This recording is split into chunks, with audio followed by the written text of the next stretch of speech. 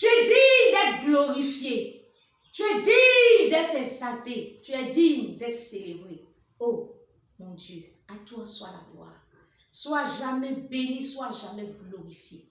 Dans le nom de Jésus. Bonjour bien-aimé. Je t'ai dit la dernière fois, puis je te redis encore aujourd'hui. Je ne savais pas qu'il était marié. Je ne savais pas qu'il était marié de... Tu ne sais même pas qu'il était marié même. Je ne savais même pas qu'il était marié. Dieu a dit à Abimelech dans le livre de Genèse au chapitre 20, maintenant que tu sais qu'il est marié, maintenant que tu sais qu'elle est mariée, rends, redonne, retourne sa femme. Abimelech, rends Sarah à Abraham. Rends Sarah à Abraham. Si tu rends, tu vas vivre. Mais si tu ne rends pas, tu vas mourir. Toi et tout ce qui t'appartient. L'Éternel dit à Abimelech, si tu ne rends pas Sarah, tu vas mourir, toi et tout ce qui t'appartient. Tuer, mourir. On s'amuse un peu, s'amoureche un peu, je prends le mari de celui-là, elle aussi elle prend le mari de celui-là, lui aussi prend la femme de tel. On se cache un peu pour faire un peu de bêtises là. C'est pour cela que Dieu va venir dire, toi tu vas mourir. Hein? C'est sévère, tuer. Dieu ne s'amuse pas. Hein? Oui mon frère, ma soeur, il ne s'amuse pas. Parce que cela cache un enjeu énorme, un enjeu que tu ne maîtrises pas et qui te dépasse. Abraham et Sarah sont deux personnes que Dieu a mis ensemble. Ils forment un couple. Et ce couple apporte en son sein un fils, un Isaac, une promesse, une vision de Dieu. Ce couple incarne un projet de Dieu. Donc le mariage, ce n'est pas n'importe quoi. Le mariage, ce n'est pas n'importe quoi. Le mariage, ce n'est pas de l'amusement. Le mariage, ça n'a rien à voir avec on se voit, on s'aime et puis voilà, on se met ensemble. Ce n'est pas un jeu. Le couple Abraham et Sarah incarne un projet de Dieu. Dieu a un objectif à atteindre à travers ce couple. Ce couple est porteur d'une vision. Dieu les prend depuis la Mésopotamie. Il leur fait une promesse. Il les fait passer par plusieurs saisons, par des épreuves, par des situations compliquées, par des hauts et par des bas.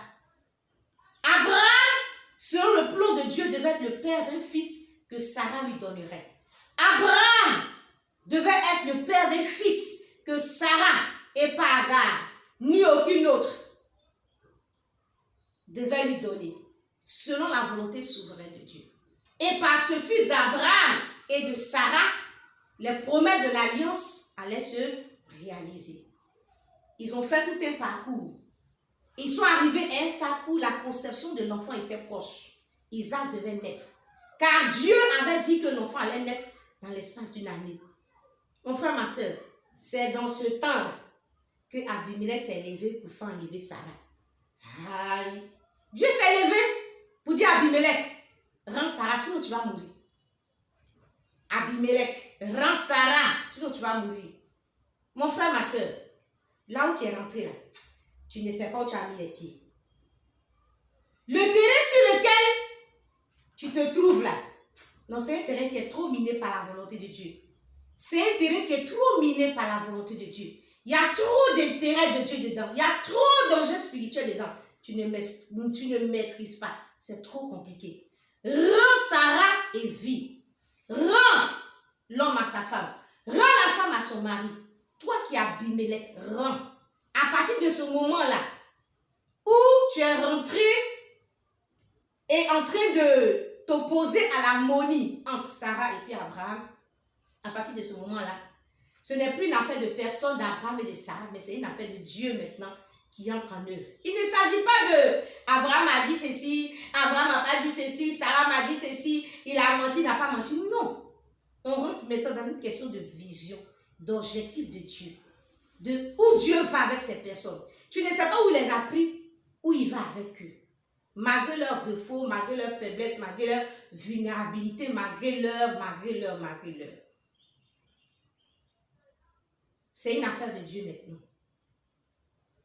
En t'opposant à Sarah et à Abraham, tu es en train de faire obstruction au plan de Dieu. Et ça, Dieu n'acceptera pas ça. Et ça, Dieu n'acceptera pas ça. Et ça, Dieu n'acceptera pas ça. Et je te le dis encore, Dieu n'acceptera pas ça. Tu regardes deux individus, ils sont simples, ils sont insignifiants, Abraham et puis Sarah, insignifiants, fragiles, de simples hommes. Mais tu ne sais pas ce qu'ils portent en leur sein. Ce qu'ils portent en leur sein, tu ne sais pas. Tu ne connais pas le projet de Dieu pour eux. Tu ne sais pas ce que le Seigneur a semé dans leur vie. Tu ne sais pas où Dieu veut aller avec eux. Je t'encourage à ne pas être Abimelech pour ce couple.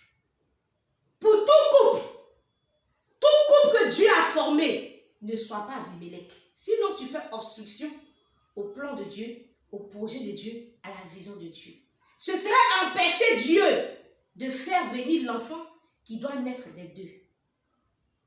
Mon frère, ma soeur, chaque couple formé par Dieu porte en son sein une vision de Dieu. Chaque couple formé par Dieu porte en son sein une vision de Dieu. Donc tu comprends que ce n'est pas un péché banal pour que tu puisses te tolérer. Non, c'est rien. Ils sont un peu son mari là, et puis non, ils sont un peu sa femme là. Non, sans juste à l'hôtel, il met un peu d'argent. Ça n'a rien à voir. Ça n'a rien à voir. Ça n'a rien à voir. Ce n'est pas un péché à tolérer. Imagine qu'une femme est détournée, Zacharie d'Élisabeth. Jean-Baptiste ne serait pas né, le précurseur de Jésus. Celui-là qui devait crier, préparer le chemin du Seigneur. Répentez-vous car le royaume des cieux est proche. Il ne serait pas venu. Ou bien un homme aurait détourné Élisabeth de Zacharie. Tu peux dire, mais c'est pas grave. Moi je veux faire, mais moi je peux faire Isaac. Non. Selon la volonté souveraine de Dieu, c'est Sarah et c'est Abraham. Pas quelqu'un d'autre. Abraham avait déjà fait Ismaël plutôt avec Agar. Mais Dieu a dit, ce n'est pas ça, ce n'est pas ça. Ce n'est pas lui le fils de la promesse. Ismaël, ce n'est pas lui. Ce sera Isaac. Ce n'est pas Sarah que l'enfant doit venir. Et ce sont les deux. C'est des deux que doit sortir cette vision. Cette vision. Donc si Abimelech garde Sarah, la prophétie ne va pas s'accomplir. Dieu serait menteur. Alors, le plan de Dieu n'allait pas s'accomplir. Et ça, Dieu n'allait pas accepter cela. Dans le livre, dans les Saintes Écritures, dans notre minerai, dans le livre de 2 Chroniques, le chapitre 35 à partir du verset 20, je lis ceci en ce qui concerne Josias. Après tout cela, après que Josias eut réparé la maison de l'Éternel, Néco, roi de l'Égypte, monta pour combattre à Carchemish, sur l'Euphrate. Josias marcha à sa rencontre. Et Néco lui envoya des messagers pour dire, « Qu'y a-t-il entre moi et toi, roi de Juda?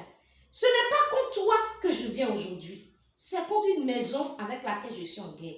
Et Dieu m'a dit de me hâter. Et Dieu m'a dit de me hâter. Josias, ne t'oppose pas à Dieu, qui est avec moi, de peur qu'il ne te détruise. Josias, ne t'oppose pas à Dieu qui est avec moi, de peur qu'il ne te détruise. Tu entends? Josias, Néco en mission pour Dieu. Il s'engage dans un combat pour lequel Dieu dit, va, avance. Et Josias se met sur son chemin. Néco donne un conseil à Josias. Ne t'oppose pas à Dieu,